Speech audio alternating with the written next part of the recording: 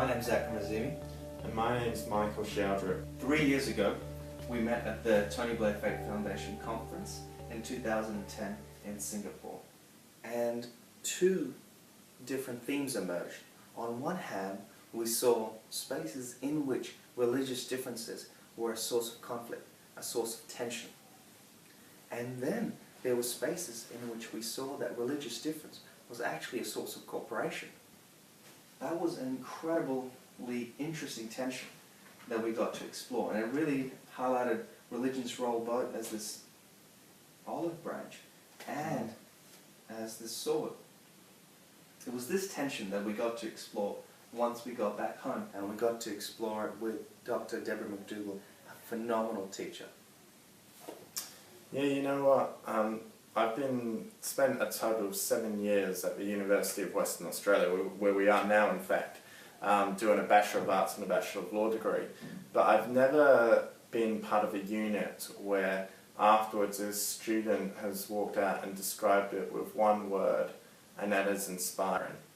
But such was Deborah's, capacity to challenge students in an enjoyable, provocative, fun, engaging way. That's precisely what students walked out of her lectures saying. I think it sums up really well the influence of Deborah's unit, because unlike a lot of courses out there, this challenged students not just to think about what they want to do as a career after they leave university, but it also challenged them to think critically about their place in broader society and their role in the world. Deborah was fantastic in terms of bringing in, expert teachers from various different religious faiths and backgrounds to speak to us. We had panels, we had, interfaith student banquets which explored the realm of extreme poverty and the role that religion might play in terms of alleviating that.